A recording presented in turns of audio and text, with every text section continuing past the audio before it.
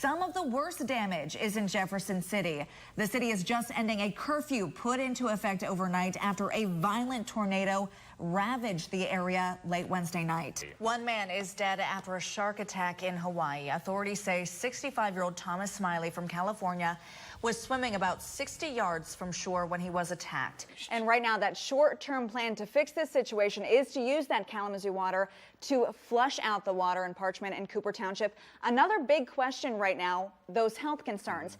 Now, we did hear from a doctor with the Kalamazoo County Health and Community Services.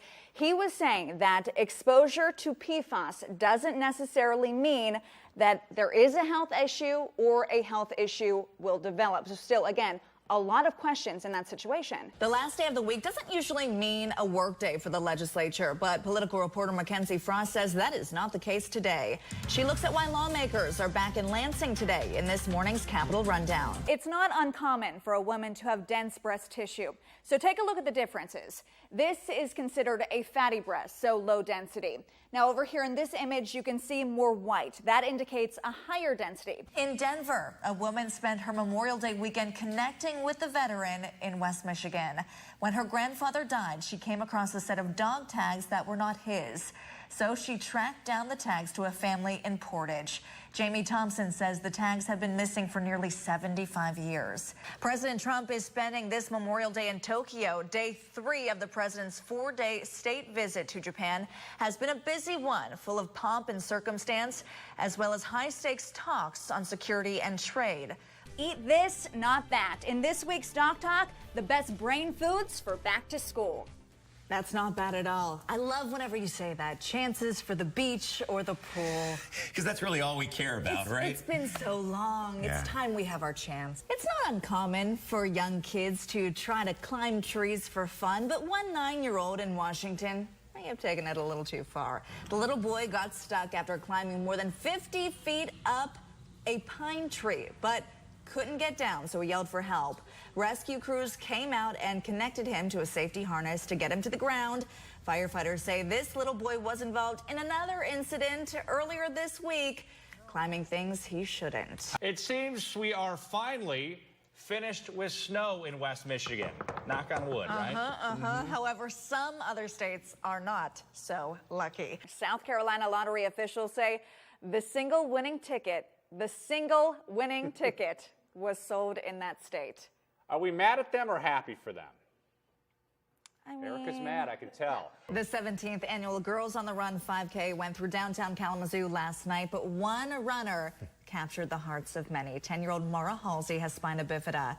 It's a spinal defect that can make walking and running very tough. However, that didn't stop her from taking on the more than 3-mile course. Many of us have those shoes in our closet that weren't exactly on sale. How much have you spent on a pair? Let's not talk about it. My mother is watching. The father teaches his son to shave, not necessarily a moment that garners national attention, but why this advertisement from Gillette is doing just that. Our own Erica Mokay. How you feeling? You ready? I'm feeling all of those emotions and more. I can't even put my finger on the different emotions that I'm feeling. But the people that you're going to see in this story and the people all around us here, they have been training for months. And one thing is for sure, we are ready. And this case has been nearly 3 years in the making. But let's take a look back at the timeline from that night in February. 6 people were killed and 2 others injured in the shooting spree that spanned Kalamazoo County. It started around 6 p.m. at the former Meadows townhomes off G Avenue near Comstock. Police say that's where Jason Dalton shot Tiana Carruthers several times outside of her home. She was seriously injured while trying to protect a group of kids. After Carruthers was shot, police say Dalton took off. Then a little more than 4 hours later, he pulled into the parking lot of the Sealy Kia dealership in Kalamazoo.